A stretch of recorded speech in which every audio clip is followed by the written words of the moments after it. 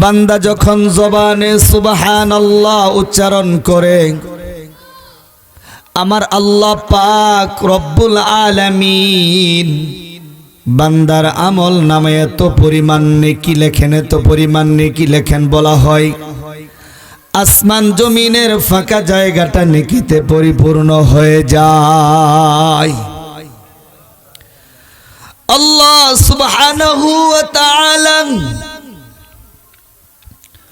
ওই বান্দার জন্য জান্নাতের বাগানের মাঝে একটা ফলের গাছ রোপণ করে দেন। ফেরেশতাকে বলে, ও ফেরেশতা, আমার বান্দার জন্য জান্নাতের বাগানের মধ্যে একটা ফলের গাছ রোপণ করে দাও। ফলের গাছটা এত প্রশস্ত, এত সুদীর্ঘ হয়, বলা হয় যে একটা দ্রুতগামী ঘোড়া দৌড়াইতে দৌড়াইতে যদি 500 বছর পর্যন্ত দৌড়ায়, তারপরেও ওই গাছের ছায়া অতিক্রম করতে পারবে না।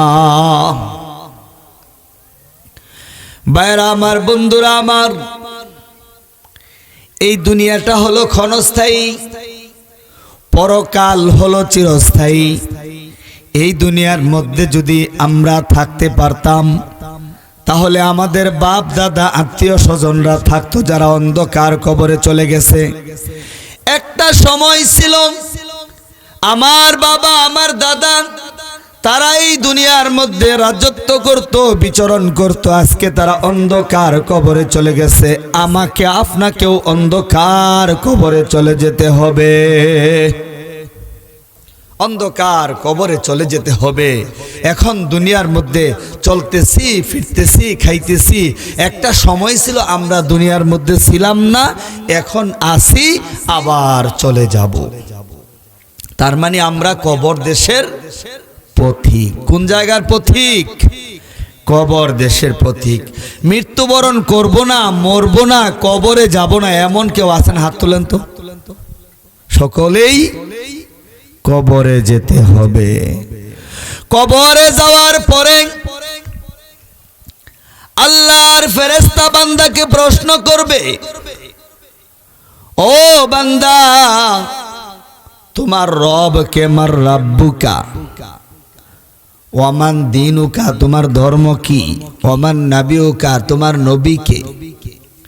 3টা প্রশ্নের উত্তর যদি আমি মনে মনে চিন্তা করি, দুনিয়ার মধ্যে যত দিন বাঁচব, এই 3টা প্রশ্নের উত্তর এমন সুন্দর করে মুখস্থ করব, আল্লাহর ফেরেশতা জিজ্ঞাসা করার সাথে সাথে আমি পটপট করে বলে দিব। চলবে?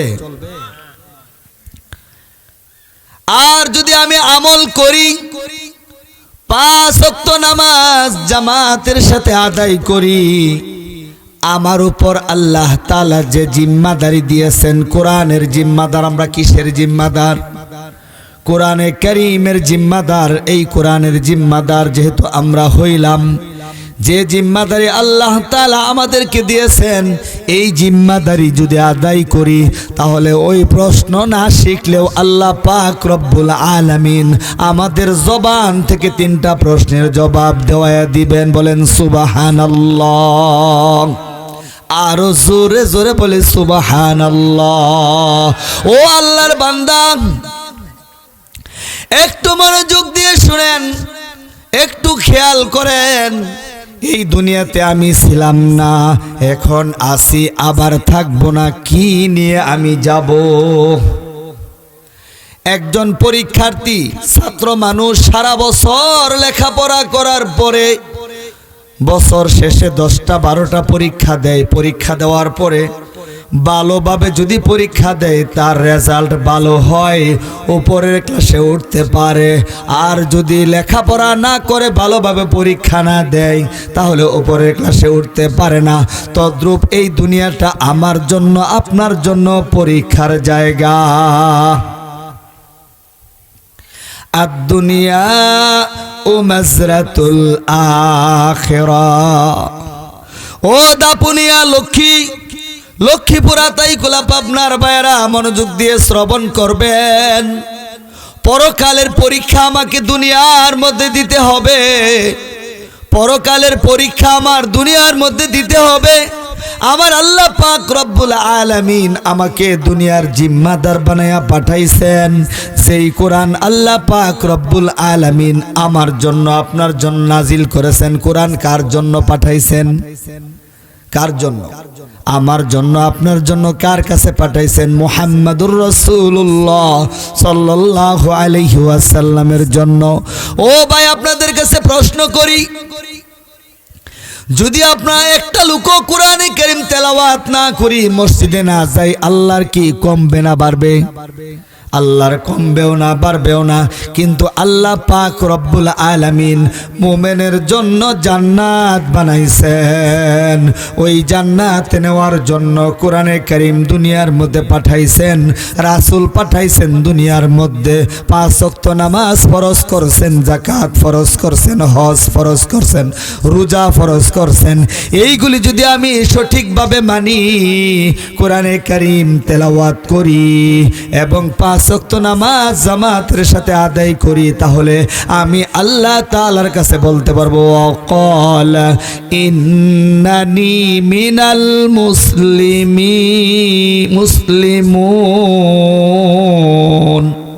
নিশ্চয় আমি মুমিনের মধ্যে একজন। তাহলে আমার দায়িত্ব কি? 1 নাম্বার, কোরআন শিখতে হবে, কোরআন শিখাইতে হবে। ইয়াতলু আলাইহিম আয়াতুহু ওয়া ইউযাক্কিহিম ওয়া ইউআল্লিমুহুমুল কিতাবা ওয়াল হিকমা। আমার নবীর দায়িত্ব ছিল কোরআনে কারীম তেলাওয়াত করে করে শোনাইতেন, তাজকিয়া নফস আত্মশুদ্ধি করাইতেন। আমার নবী কোরআনের জ্ঞান সাহাবায়ে কেরামের কাছে পৌঁছাইতেন, কোরআন সহি শুদ্ধভাবে শিখাইতেন, কোরআনের দাওয়াত দিতেন।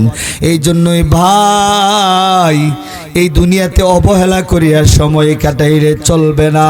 কোরআনের প্রচার প্রসার করতে হবে, কোরআনের দাওয়াত দিতে হবে।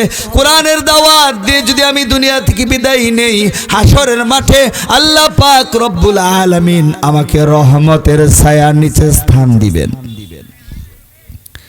যেই দিন আল্লাহর রহমতের ছায়া ছাড়া আর কিছু থাকবে না। সূর্যের প্রখরতা এত বেশি হবে, এত তাপ হবে, মাথার মগজ টকবক করে গলতে থাকবে। আল্লাহর এক বান্দা বলবে, আল্লাহ আমার একটু পানি খাওয়ার প্রয়োজন, পানি পানি বলিয়া চিৎকার করবে ওই আল্লাহর বান্দা। আল্লাহ সুবহানাহু ওয়া তাআলার ফেরেশতা বলবে, হে আল্লাহর বান্দা, তোমাকে 1 গ্লাস পানি খাওয়াইতে পারি, তোমার জীবনের অর্ধেক আমল যদি আমাকে দাও। একটু চা দিলে ভালো হয়। আল্লাহর বান্দা বলবে, হে আল্লাহর ফেরেশতা, আমাকে একটু পানি পান করাও, আমার কলিজাটা ফাটিয়া যাইতেছে, কলিজাটা পুড়িয়া যাইতেছে পানির পিপাসায়। আল্লাহর বান্দাকে 1 গ্লাস পানি পান করাইবেন, পানি পান করিয়া বলবে, আর 1 গ্লাস দাও। তখন আল্লাহর বান্দাকে বলবে, তোমার বাকি আমলটুকু দিতে হবে। তখন ওই আল্লাহর বান্দা বাকি আমলটুকু দিয়ে 2 গ্লাস পানি পান করবেন। কিন্তু ভাই, আপনাদের কাছে আমার প্রশ্ন, এই দুনিয়ার মধ্যে আমরা কত পানি পান করতেছি? পানি, গরম পানি দেন একটু।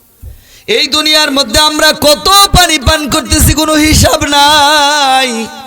আল্লাহ সুবহানাহু ওয়া তাআলা পানি নামক নিয়ামতটাকে আমাদের জন্য সহজ করে দিয়েছেন, কম দামা করে দিয়েছেন। বলেন সুবহানাল্লাহ।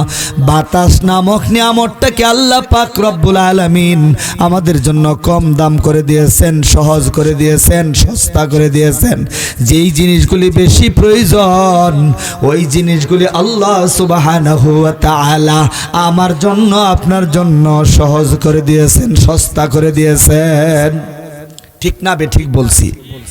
ও আতাইকুলার ভাইরা, ও পাবনার ইমানদার মুসলমান ভাইরা, আপনাদের কাছে প্রশ্ন রাখি, পানি যদি গরুর গোশতের দামের মতো হইতো বা মুরগির গোশতের দামের মতো হইতো, তাহলে কয়জন পানি পান করতে পারতেন?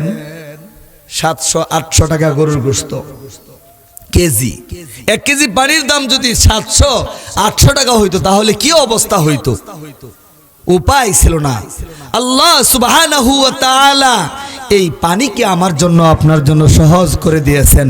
আমার আল্লাহ তাআলা বলেন, ইয়া আইয়ুহাল্লাযীনা আমানুত্তাকুল্লাহা হাক্কা তুকাতিহি ওয়া লা তামুতুন্না ইল্লা ওয়া আনতুম মুসলিমুন। ও আল্লাহর বান্দারা, দিলের কানে খুব শুনি, খেয়াল করে শুনি। ও পাপনার ভাইয়েরা, আল্লাহ সুবহানাহু ওয়া তাআলা কোরআনে কারীমের মধ্যে বলতেছেন, ইয়া আইয়ুহাল্লাযীনা আমানুত্তাকুল্লাহ, ও হে আমার ঈমানদার বান্দারা, তোমরা আমাকে ভয় করো। হাক্কা তুকাতিহি, ভয়ের মতন ভয় করো, কম্পিত হয়ে যাও। ওয়ালা তামুতুন্না, তোমরা মৃত্যুবরণ করিও না, ইল্লা ওয়া আনতুম মুসলিমুন, মুসলমান না হয়ে কবরে আসিও না। এই আয়াতে কারিমার মধ্যে প্রশ্ন জাগে যে আল্লাহ আমাকে আপনাকে ইমানদার বলে ডেকেছেন, আবার বলতেছেন মুসলমান না হয়ে কবরে আসিও না। তাহলে বোঝা গেল মুসলমান হতে গেলে কিছু কাজ আছে। কাজ আছে না? 1 নাম্বার, আল্লাহ সুবহানাহু ওয়া তাআলা আবার এই আয়াতে কারিমার মধ্যে যদি আল্লাহ তাআলা ইয়া আইয়ুহাল্লাযীনা আমানু না বলিয়া ইয়া আইয়ুহান নাস বলিয়া ডাকতেন, তাহলে হিন্দু, বৌদ্ধ, খ্রিস্টান, ইহুদি, নাসারা যত জাতি আছে সকল জাতিকে ডাকা হইতো। মেহেরবান প্রভু, দয়াময় প্রভু সমস্ত জাতি থেকে, সমস্ত মানুষ থেকে বাছাইকৃত করিয়া ডাকতেছেন, ইয়া আইয়ুহাল্লাযীনা আমানু, ও হে আমার ঈমানদার বান্দারা, হে আমার প্রিয় বান্দারা, হে আমার ঈমানদার বান্দারা, ইত্তাকুল্লাহ, তোমরা আমাকে ভয় করো। কাকে ভয় করতে হবে? আল্লাহকে ভয় করতে হবে। আল্লাহর বান্দা যখন আল্লাহর নাম জবানে উচ্চারণ করবে, যদি তার ভিতরে আল্লাহর ভয় থেকে দু চোখ থেকে জরজর করিয়া পানি বাহির হইতে থাকবে, শরীরের মধ্যে কম্পন সৃষ্টি হয়ে যাবে আল্লাহর ভয়ে, আল্লাহ সুবহানাহু ওয়া তাআলা ফেরেশতাদেরকে বলবে, ও ফেরেশতারা, আমার এই বান্দার চোখে পানি কেন? আমার এই বান্দা কেন কম্পন করতেছে? আল্লাহর ফেরেশতারা বলে, ও আল্লাহ, তোমার এই বান্দা জোহরের নামাজ আদায় করিয়া তোমার ঘরে বসিয়া তার পিছনের গুনার দিকে তাকাইয়া তোমার কাছে মাপ চাইতেছে, চোখের পানি ছাড়তেছে, বলতেছে, আল্লাহ তুমি আমার জিন্দেগির গুনাহগুলি মাফ করে দাও, তুমি আমার অপরাধগুলি ক্ষমা করে দাও। আল্লাহ, জীবনে অনেক অপরাধ করেছি, অনেক অপরাধ করেছি, আমাকে মাফ করে দাও, মাফ করে দাও। আল্লাহ সুবহানাহু ওয়া তাআলা বলেন, ও ফেরেশতারা, সাক্ষী থাকিও, আমি আল্লাহ পাক রব্বুল আলামিন আমার বান্দাদের জিন্দেগির পিছনের গুনাহগুলি মাফ করে দিলাম। অনুতপ্ত হতে হবে, আল্লাহর কাছে মাপ চাইতে হবে।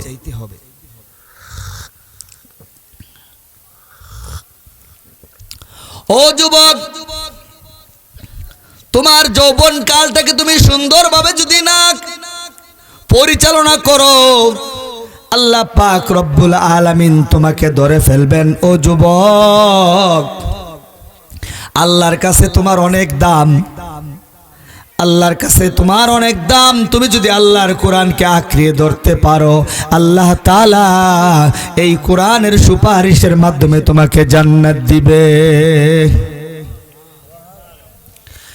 ও আমার বন্ধুগণ, ও যুবক ভাইয়েরা, এই এলাকার মধ্যে একটা মাহফিল হইতেছে, তোমাদের উপস্থিতি নাই। দুইটা চক্ষু বন্ধ করে দেখো, সব অন্ধকার, কিছুই দেখা যায় না। কিসের বাহাদুরি, কিসের ক্ষমতা, কিসের দাম্ভিকতা। এখন যদি তুমি তোমার দুইটা চক্ষু বন্ধ হয়ে যায়, তোমাকে আর বাড়িতে নেওয়া হবে না। মসজিদের খাটিয়ার মধ্যে উঠাইয়া গোসল করাইয়া কাফন পরাইয়া তোমার পারিবারিক গুরুস্থানে অথবা মসজিদের গুরুস্থানের মধ্যে তোমাকে রেখে দেওয়া হবে। বলবে না মা, বলবে না বাবা যে আমার এই ছেলেটাকে 1 লক্ষ টাকা দিয়ে খাট কিনে দিয়েছিলাম, মাত্র 15 দিন খাটের মধ্যে রয়েছে, আর 3টা দিন আমার ছেলেটা খাটের মধ্যে ঘুমাক। বলবে নাকি? বলবে না রে যুবক, তুমি এই দুনিয়াকে কেন এত আপন মনে করতেছো? তুমি তোমার মাকে তো আপন মনে করিয়া, তোমার বাবাকে তো আপন মনে করিয়া, তো আত্মীয় স্বজনকে আপন মনে করিয়া আল্লাহকে তুমি ভুলে গেছো। 1 নাম্বার, তোমাকে আল্লাহকে তোমার আপন করতে হবে। ও যুবক, তুমি যদি আল্লাহকে আপন করতে পারো, আল্লাহকে বন্ধু বানাইতে পারো, জান্নাতের দরজাটা তোমার জন্য খোলা হয়ে যাবে। এটা আমার মুখের কথা নয়, আল্লাহ পাক রব্বুল আলামিন কোরআনে কারীমের মধ্যে ঘোষণা করতেছেন, ইন্নামা ওয়ালিয়ুকুমুল্লাহু ওয়া রাসূলুহু ওয়াল্লাযীনা আমানুল্লাযীনা ইউকিমুনাস সালাতা ওয়া ইউতুনাজ যাকাতা ওয়া হুম রাকিউন।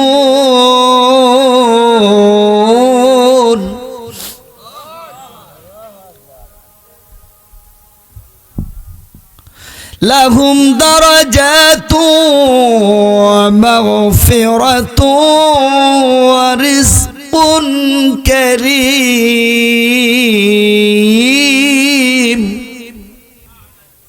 আল্লাহ তাআলা ঘোষণা করতেছে, ইন্নামা ওয়ালিয়ুকুমুল্লাহ।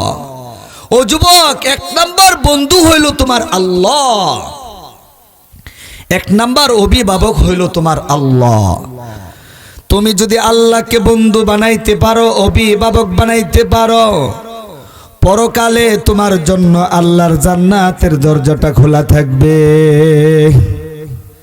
2 নাম্বার বন্ধু হইল ওয়া রাসূলুহু, যে রাসূল কোরআন এর দাওয়াত দিতেন, কোরআনের কারীমের দাওয়াত দিতেন, যে রাসূল তায়েফের ময়দানে শরীর রক্তে রক্তাক্ত হয়ে গেছে, এত নির্যাতন সহ্য করার পরেও তায়েফবাসীর জন্য বরদোয়া দেন নাই। আল্লাহর ফেরেশতা জিবরাইল আমিন বলে, আল্লাহ পাক রব্বুল আলামিন তায়েফবাসীর ব্যবহার দেখেছেন। আপনি যদি বলেন পাহাড়ের রক্ষণাবেক্ষণকারী ফেরেশতা আমার সাথে আছে, 2 পাশের পাহাড়কে এমন ভাবে চাপিয়ে দেওয়া হবে তায়েফবাসী ধ্বংস হয়ে যাবে। আমার নবী বলেন, ও জিবরাইল, না না না, এটা হতে পারে না। আমাকে আল্লাহ পাক রব্বুল আলামিন বরদোয়া দেওয়ার জন্য পাঠান নাই। আর যদি তায়েফবাসীর জন্য আমি বরদোয়া দেই, আমি দিনের দাওয়াত কাদের কাছে পৌঁছাইব? তারা বুঝে নাই, না বুঝার কারণে আমার সাথে এমন ব্যবহার করেছে। আমার আল্লাহ পাক রব্বুল আলামিন সাথে সাথে আমার নবীকে ডিগ্রি দিলেন, ওয়ামা আরসালনাকা ইল্লা রাহমাতাল লিল আলামিন। বলেন না সুবহানাল্লাহ। আল্লাহ তাআলা আমার নবীকে রহম। যুবক ভাই, ও নওজোয়ান ভাই, 2 নাম্বার বন্ধু হইল আমার রাসূল। 3 নাম্বার বন্ধুকে, 3 নাম্বার বন্ধুকে একটু খুঁজি। আল্লাযীনা ইউকিমুনাস সালাতা ওয়া মিম্মা রাযাকনাহুম ইউনফিকুন। আল্লাযীনা ইউকিমুনাস সালাতা ওয়া ইউতুনাজ যাকাতা ওয়া হুম রাকিউন। 3 নাম্বার বন্ধু হইল যেই আল্লাহর বান্দা আজান হওয়ার সাথে সাথে ওযু বানাইয়া আল্লাহর ঘরের রহমতের দরজা দিয়া প্রবেশ করিয়া জামাতের সাথে নামাজ আদায় করিয়া আল্লাহর কাছে দোয়া করে, আল্লাহ আমি অপরাধী, তুমি ক্ষমাকারী, অথচ তার কোনো অপরাধ নাই, এবং রুকুকারীর সাথে রুকু করে 3 নাম্বার বন্ধু হইল আমার ওই মোমেন বান্দা, ইমানদার আল্লাহর বান্দা। তাহলে 1 নাম্বার বন্ধু হইল যুবক তোমার আল্লাহ, 2 নাম্বার বন্ধু হইল যে রাসূল কোরআনের প্রচার প্রসার দুনিয়ার মধ্যে করে গেছেন, 3 নাম্বার বন্ধু হইল ওই ইমানদার যে আজান শুনিয়া জামাতের সাথে নামাজ আদায় করে। এই 3 জনকে যদি আমি বন্ধু না বানাইতে পারি, চতুর্থ বন্ধু কে হবে? ইন্নাহু লাকুম আদুউম মুবিন,